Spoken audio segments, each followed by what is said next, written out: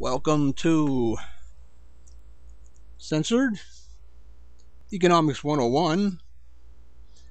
Uh, and today's reading is going to be from Censored number 107, and it's called It's the Economy, Stupid.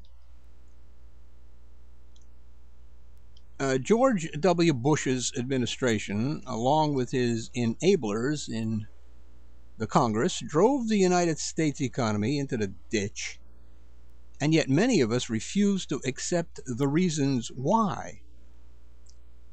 In Censored 106, Free Market Capitalism is Dead, we outlined many of the reasons why we're in this predicament. We will continue our investigation and see how to prevent such a thing from ever happening again.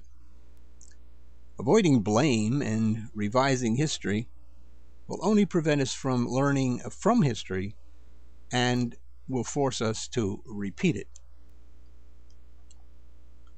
Around the world, the theory of free markets has caused social breakdown and weakened families. The free market has become the sacred cow of American politics. We have found that the free market cannot coexist with democratic government. The free market is simply a laissez-faire globalization experiment in utopian social engineering. The free market is a creature of the state, and it can only exist as long as the state can prevent human needs for security and control of economic risk from finding political expression. The free market came into being by design and political coercion. One job of government, and that means us, is to protect each other from insecurity. Free markets create inequality and turn all our relationships into consumer goods. Where free markets have been tried, an underclass has been created. This occurred in New Zealand and Mexico. Free markets allow small minorities to become wealthy while the rest of society gets hurt. Unregulated global free trade drives down the wages of workers. Global laissez-faire is an American project. America seeks to create a universal free market. During the Reagan era, free market psychobabble was all the rage. By 1989, it was ingrained in the American psyche. Today, America is the only industrialized society where productivity continues to rise, and yet the incomes of 80% of Americans have decreased or stagnated. This is the deliberate result of public policies. What has been occurring is a huge transfer of wealth from the lower skilled middle class American workers to the owners of capital assets and to the technological aristocracy, with a large element of compensation tied to stock values. Basic capitalism has three components. Number one, private property. Number two, market exchange. And number three, the institution of money. An essential part of capitalism is its process of creative destruction. This slash and burn capitalism harms people and the environment. It causes problems regarding natural resources. The economist Joseph Schumpeter made it clear that capitalism had to be tamed. Global capitalism is a danger to liberal societies. With our financial meltdown, we are learning to our horror that markets must be regulated. Markets must be forced to serve human needs. This is common sense. But common sense approaches are shoved aside by the belief system that government, which is us, is a greater threat than big business. Our financial meltdown, hopefully, has put this faith-based theory to rest. With business, we are learning that there is no such thing as job security, pension security, health insurance security, or any other type of security. There is only work your ass off for the corporation and then be discarded. President William McKinley believed that the rich were rich because they deserved to be rich. This was the attitude behind those who participated in our financial meltdown. They were better than the rest of us. They knew more, and no regulation fever allowed them to run amok. It was okay that there were no checks and balances on the obscene concentration of wealth and power in the hands of the few. To hell with conflicts of interests, regulation, checks and balances, honesty, and fairness. All principles were abandoned. From 1900 to 1970, we Americans produced 96% of all we consumed.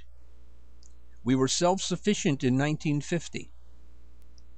Alexander Hamilton understood this principle when he said, quote, "Not only the wealth, but the independence and security of a country appear to be materially connected with the prosperity of manufacturers.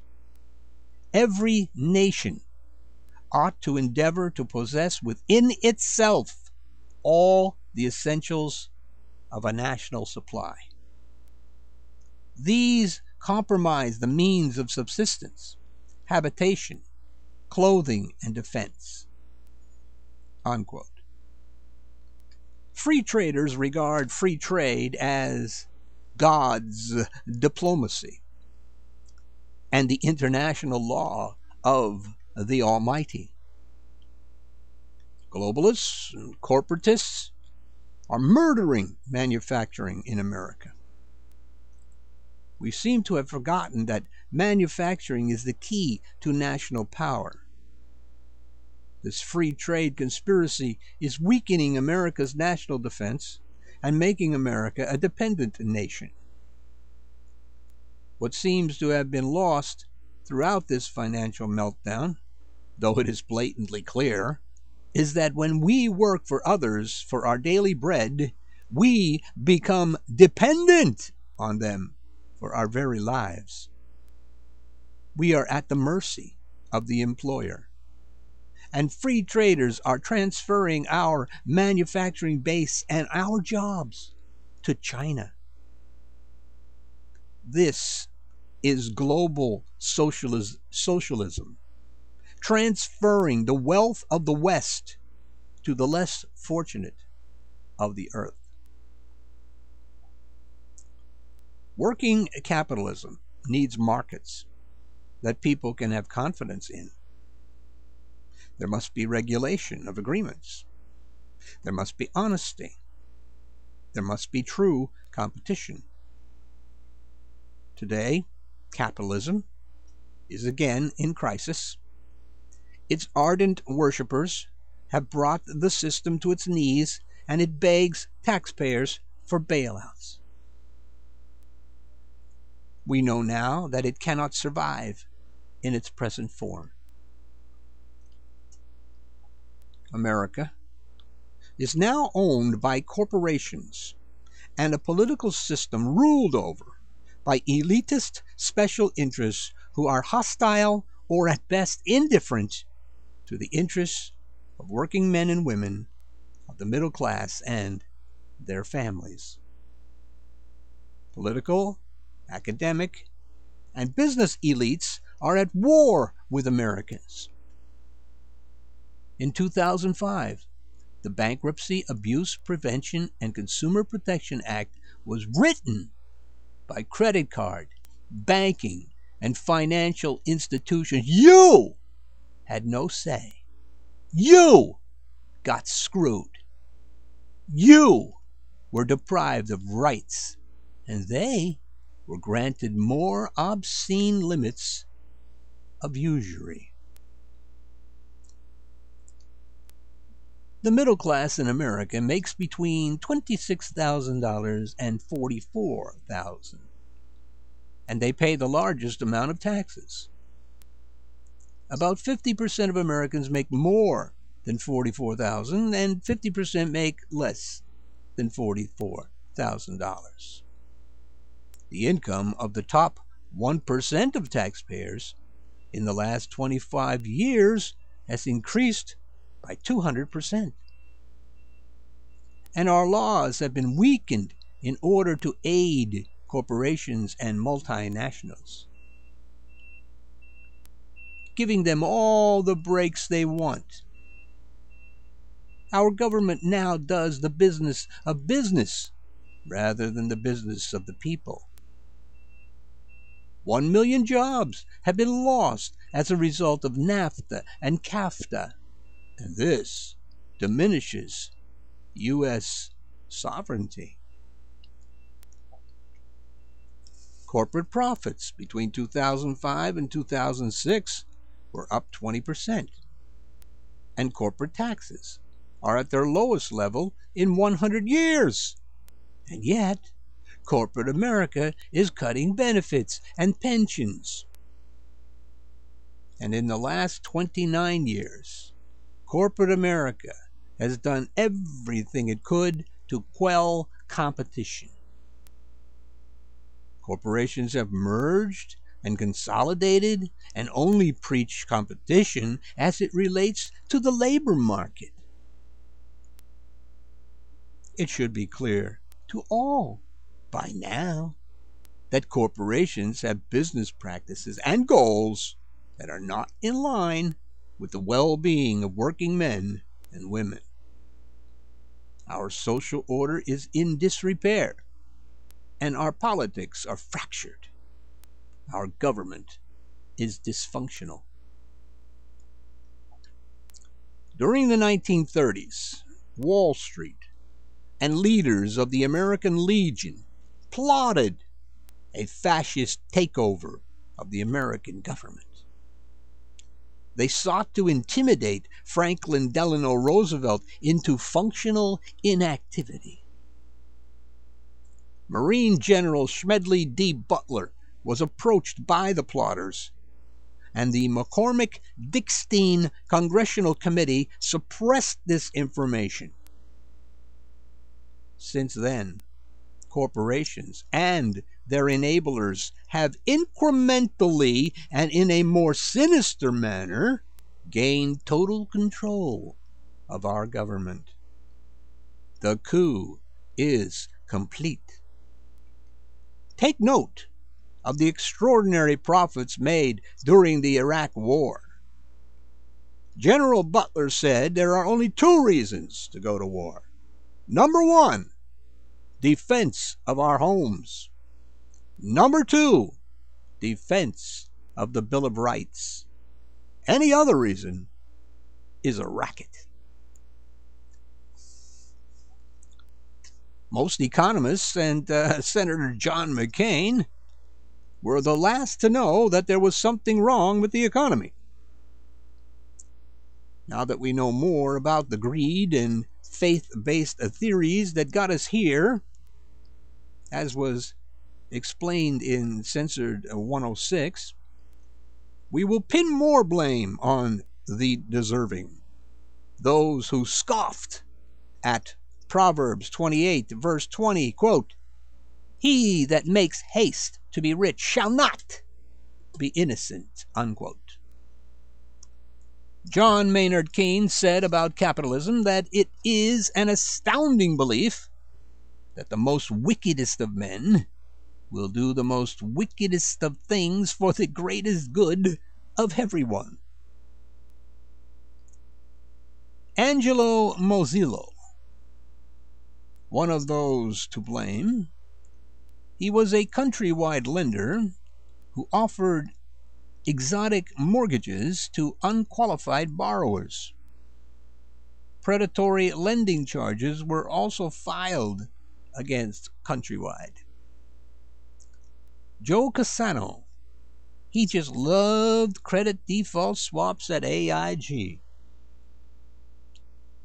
Ian McCarthy, as CEO of Beazer Homes, lied as to the qualifications for loans of borrowers.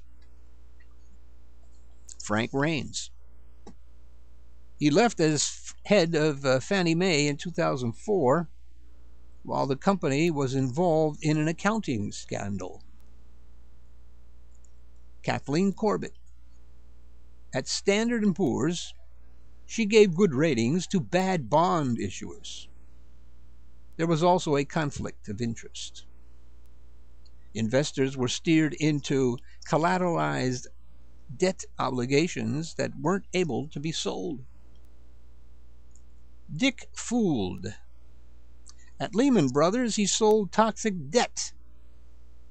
Also, subprime loans were made into bonds and sold to investors. He made $500 million as CEO. Marion and Herb Sandler, as owners of World Savings, they were the first to sell adjustable rate mortgages during the 1980s. President Bill Clinton, as president, he allowed a ton of deregulation and the repeal of the extremely important Glass-Steagall Act. He also signed the Commodity Futures Modernization Act, which exempted credit default swaps from regulation. Clinton also loosened housing rules, putting pressure on banks to lend in low-income neighborhoods. George W. Bush, his theory of an ownership society only enriched the few as a result of frenzied deregulation and no government oversight. Hedge funds were unregulated, and 9/11 and the meltdown of our economy occurred on his watch. Stan O'Neill loaded up Merrill Lynch with collateralized debt obligations and subprime mortgage bonds to the tune of $41 billion. John Devaney, earning fees from everyone, he had hedge funds buy up mortgage loans. Bernie Madoff, of course, he pulled off a massive financial fraud right under the noses of incompetent Securities and Exchange regulators. Lou Ranieri is the originator of mortgage-backed bonds, securitization. David Odson, as Iceland's prime minister, he allowed Iceland to become an experiment in free market economics. Banks were privatized, the banks were leveraged, and the GDP dropped by 10%. The country's economy is now in the toilet. Jimmy Kane, he leveraged Bear Stearns to the hilt with risky home loans, and two of his highly leveraged hedge funds collapsed in 2007. Republicans want Obama's stimulus plan to fail. Bible prophecy indicates America is in decline as a world power. The God of the Bible has vowed to break the pride of America's power.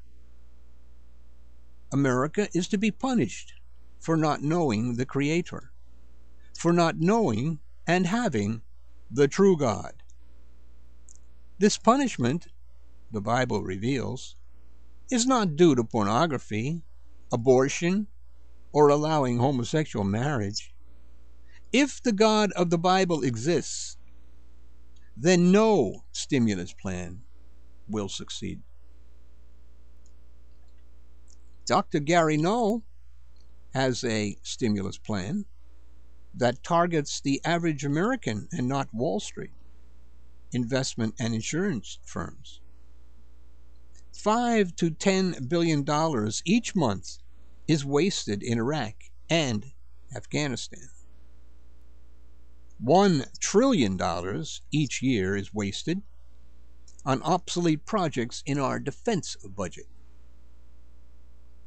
There is not enough money in the world to pay the debts of the top 4 banks that together have a $179 trillion in toxic debt and only $4.5 trillion in total assets.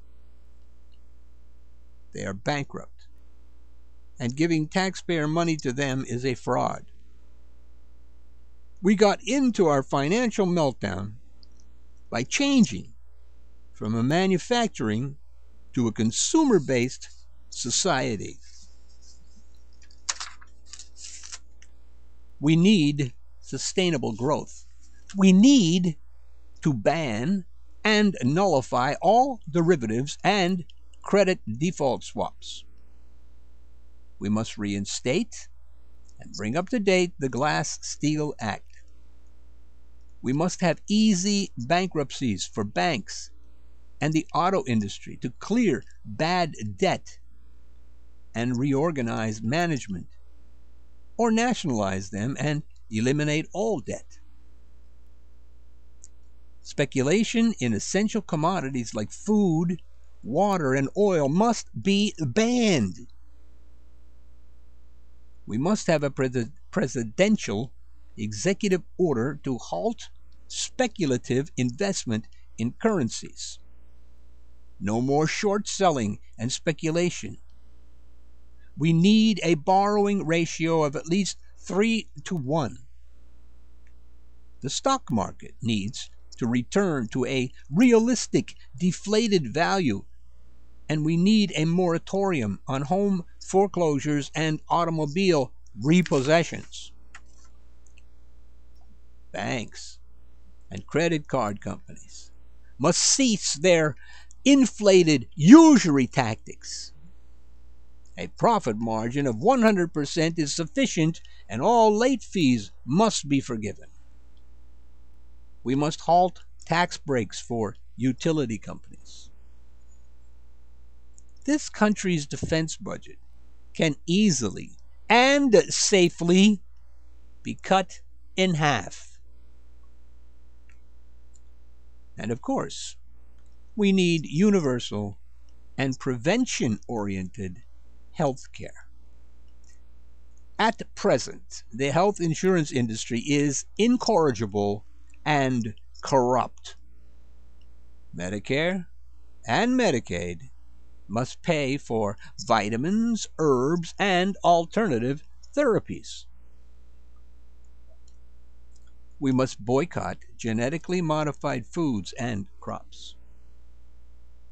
We can only hope President Obama reads this stimulus plan. We would not be experiencing a financial meltdown today if deregulation had not become a religion. We would not have experienced a housing bubble if housing prices were not inflated.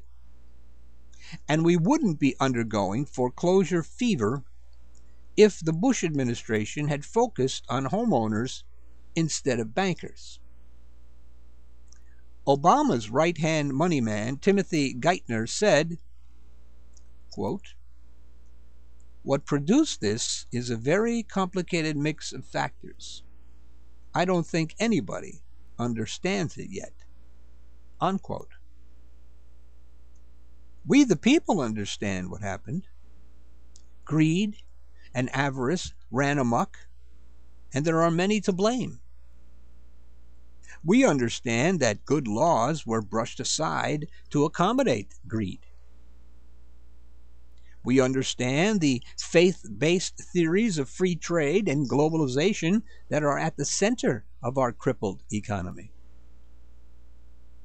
We have learned that government is not only the employer of last resort, it is the financial savior of last resort for the private sector.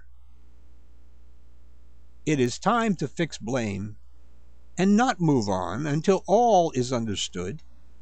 And maybe out of a crisis will come change and growth. We need a lot of both.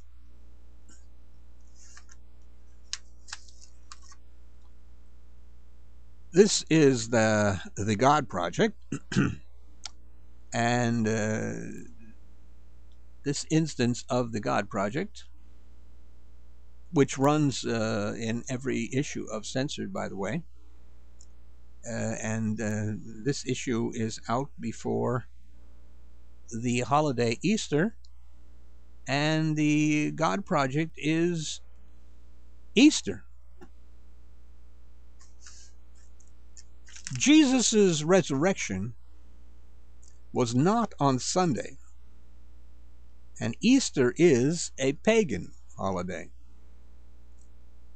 In Matthew 12, verses 39 through 40, Jesus said that the sign that he was the Messiah was that he would be 3 days and 3 nights in his tomb.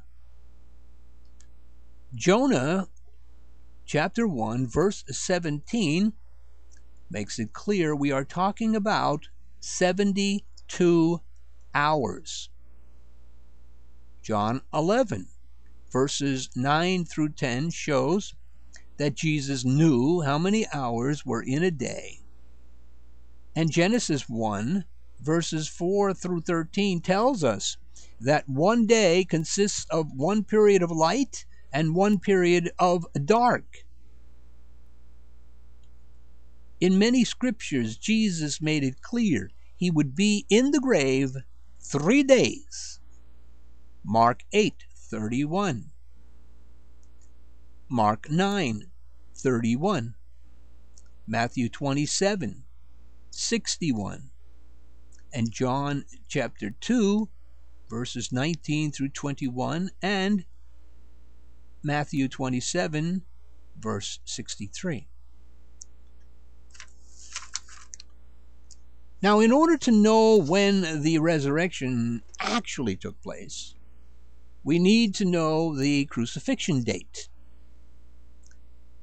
The Bible sets the crucifixion day as the preparation day before the Sabbath. Matthew 27 verse 62, Mark 15 verse 42, and Luke 23 verse 54. Keep in mind that days end at sunset. Leviticus 23 verse 32. And remember that Jesus cried out on the cross at the 9th hour, which is 3 o'clock. Matthew 27 verses 46 through 50, Mark 15 verses 34 through 37, Luke 23 verses 44 through 46. Jesus was buried before sunset. Matthew 27 verse 57, Luke 23 verses 52 through 54, and John 19 verse 42. Jesus died shortly after 3 o'clock and was buried before sunset. These are all biblical facts. The Sabbath being prepared for was Passover. John 19 verses 14 and 31. Matthew 26 verse 2. any one of the high holy days or feast days, and there were 7 each year, were called Sabbaths, and they could fall on any day of the week. Leviticus 16, verses 31, Leviticus 23, verse 24 through 26, 24 and 26 through 32, and verse 39. Passover is celebrated on the 14th day of the first month. The first month is Abib, and the 15th of the first month is the feast. Numbers 28, verse 16 through 17, and 1 Corinthians 5, verse 7. It bears noting that the Passover is to be celebrated forever. Exodus 12, verses 21 through 24. Jesus was crucified on the 14th of the first month, and in the year Jesus was crucified, the Passover came on Wednesday, and the annual feast, Feast of Unleavened Bread, was on a Thursday. These were 2, count them, 2 separate Sabbaths. Matthew 28, verse 1. Mary Magdalene came to the tomb on the first day of the week, Sunday, at dawn. Mark 16, verse 2. Luke 24, verse 1, and John 20, verse 1. Jesus was already risen because the resurrection occurred late Saturday afternoon. Matthew 28, verse 6 said, "He is not here, for he is risen, as he said." Jesus was in the tomb 3 days, 3 periods of light, and 3 periods of dark, 72 hours. Jesus was cut off in the middle of the week, as explained in Daniel 9, verses 24 through 27. Jesus was not crucified on Good Friday. Count from Friday to Sunday morning, and you get 36 hours, a day and a half. The only sign Jesus gave that he was truly the Son of God was being in the tomb 72 hours, 3 days, and 3 nights. Take that away, and you worship in vain. Friday was a weekly Sabbath, not one of the annual Sabbaths. Exodus 31, verse 12 through 17. The Feast of Unleavened Bread took place on Thursday after Jesus' death. Thus his death could not have been on the weekly Sabbath, Good Friday.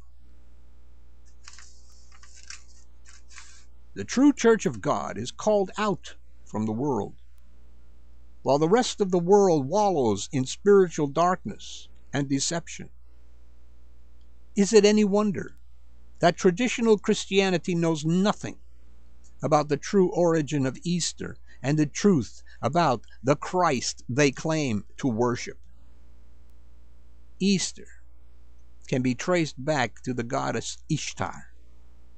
Easter has nothing to do with the death, burial, and resurrection of Jesus the Christ. Easter is a pagan holiday adopted by early counterfeit Christians who morphed it into the egg and bunny fiasco that we know today. Also running in each issue of Censored is the book Sexuality, a Holistic Approach. And we will be reading from that now. Although it does not appear so, many of us are afraid of involuntary emotions and true sexual responses. Some of us prefer these responses to be isolated events that can be easily categorized and labeled. We want to control these responses. But the essence of love and sex is their involuntary aspects, those things we cannot control. Many of us are so afraid of losing control, of giving in, of surrendering, that we won't even close our eyes during sex. Emotions are a movement out of, or from. Our emotions originate in our instincts and are the province of the body. Emotions can be positive or negative. Pleasure is a result of positive emotions. If we are capable of experiencing the emotions of love, we will feel a need for physical closeness and emotional contact with the loved one. Our need for love is felt as a deep longing. This longing for love is at the start non-discriminate, but it becomes exclusive when we focus it on a particular loved one. This generic longing for love must not be confused with love. This longing for love is a need, much like hunger. When we love, we direct this need towards someone special that we want, not need. We only need a sexual release, but we want love. Need indicates a lack. And when we are in need, we feel pain. But when we love, we feel pleasure. True love is a taking and giving pleasure. Love is the commitment that we make in order for us to know pleasure. The amount of pleasure in our love relationship is proportionate to the degree of our emotional commitment to the relationship. Lovers need to feel secure in their relationships. They want to be assured that the pleasure they know today will still be the same tomorrow. Lovers do not want today's pleasure to be tomorrow's pain. In many relationships, we try to find security through oaths, pledges, and contracts. But the love relationship comes without guarantees. Love arises spontaneously from the core of our being and cannot be coaxed or commanded into existence. And the glue that holds lovers together is their exclusive sexual relationship. When educators dissociate love from its relationship to sexuality, they end up preaching a cold and emotionless morality. This psychic moralizing is a betrayal of the body and a denial of the heart. This kind of moralizing is life negative because it tries to deny us pleasure, which we need in order to know true love. When the moralist speaks of love, he is talking about an illusion. A young lady who once edited a bondage magazine exemplified the above when she said, quote, "Love is all there is. Love is our purpose for being here. It conquers all." Unquote. Then, concerning bondage, she said, quote, "I don't believe this is pornography. We don't show penetration. We tease the imagination. I believe our magazine is very artful because it deals more with what is going on in the brain." Unquote. Sexual desire is a natural function that develops in us independent of our will. It arises out of the pleasure functions of our body. There is no right or wrong to sexual desire, no bad or good. Sexual desire is not subject to moral codes, and when we do moralize about sexual desire, we engender guilt. We create conscious or unconscious feelings of guilt that end up splitting the unity, the oneness of our personality. With guilt comes self-condemnation and low self-esteem. Feelings of guilt undermine the ego's ability to control our behavior in our own best interest.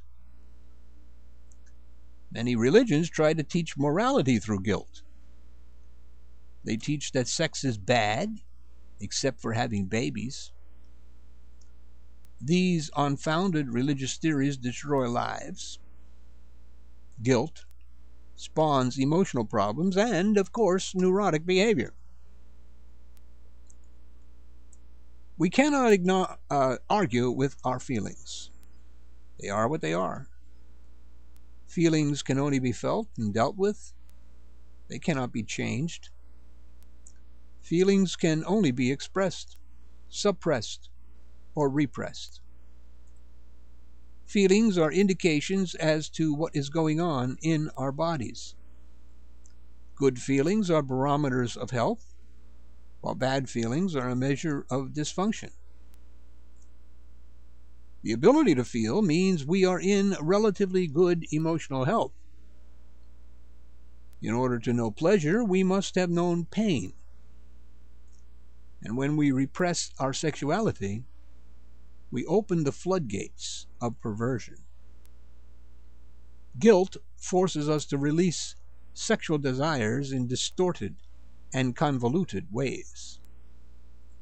Some of us may try to relieve or conquer our guilt about sexuality by indulging in uninhibited public sex practices or through other fake validations of our exhibitionistic tendencies. But in order to remove guilt, it must first be made conscious and worked through psychically and psychologically. That's physically and psychologically. There are no shortcuts to this process. Guilt may have been the motivating factor behind some people's entry into commercial pornography. In Working Sex, Marianne Macy wrote that porn star Candida Royale got into pornography as a way for her to act out her sexuality without receiving any pleasure. Also, during her early years, she was ashamed of her fantasies of wanting to be dominated. Guilt is sometimes the motivation with swingers and other promiscuous individuals. Their guilt is usually attached to negative attitudes toward masturbation and fears of being alone. When our emotions can be naturally and fully expressed, and the quantum of energy carried by them finds release, we feel good, satisfied, and gratified. If our emotions are blocked and not fully expressed, then a residual of energy remains as fuel for distortion, perversion, or dysfunction. When people feel guilty about their sexual desires, they are unable to surrender fully or commit emotionally. They are always holding back. There is always a feeling that sex is bad or dirty. These guilt feelings make for a decreased capacity for enjoying pleasure. In overcoming this lack of pleasure, many people concentrate their attention on achievement, productivity, and a never-ending pursuit of pleasure. Our guilt feelings are structured in our bodies and our minds. These guilt feelings cannot be rationalized or talked away. The proper therapy and self-acceptance may help in removing guilt. However, removal of guilt and the capacity to know pleasure must remain an illusion for the vast majority of us. Achieving emotional maturity is hard work, and most of us are too lazy to take on the task. Those of us who claim to be deriving intense pleasure from our sexual encounters and yet are emotionally blocked, disconnected, or detached are out of touch with reality. We lack the understanding of the nature of reality, which has two aspects to it. First, there is the reality of our body and its feelings, and then there is the reality of the external world. As was touched on earlier in this work, when these two aspects of reality are in accord, then we can know truth and true reality. If we misperceive our bodily feelings, sensations, and emotions, then we will misinterpret all external perceptions. If we are out of touch with our bodies, we are out of touch with reality. If we go through life covering up our sadness or denying it, we lock our sadness into the structure of our body and it cannot be reached. We then cannot express it or release the energy that sustains it. We cannot rid ourselves of it. To repeat, pleasure is mood dependent, and one person's pain may be another person's pleasure. One woman might like her ass caressed, while another might like hers spanked. If we wish to derive pleasure from our sexuality, we must at least know what turns us on. We must know our wants, needs, and deep, dark sexual desires. We must be aware of our sexual proclivities. Today, in many alternative lifestyles, people enter them without any real knowledge of who they are or what they are as far as their real proclivities are. Today's empowered women in the adult entertainment industry were supposed to improve the product, make it more woman-friendly. It didn't happen.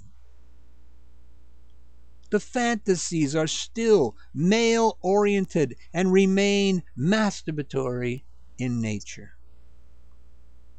The cornerstone of today's porn is still the idea that climax is a necessity for the male and a luxury for the female. In most quarters today, what passes for sex and genitality is really only masturbation. In private and public, we regard sex as just a means of getting off. Some of us pay lip service to emotions, intense feelings, and relationships, but we do not know how to achieve them. Rhythm is the key to pleasure. When we jerk and twitch through climax, instead of allowing the body to convulse rhythmically, we dull our experience of pleasure. Not closing one's eyes during orgasm also dulls the experience. Pleasurable movements are graceful and rhythmical, and our pleasure is enhanced when we love the one we are with. When we are in love with our partner, we know joy. We want to make love, not just masturbate. To be continued. The end.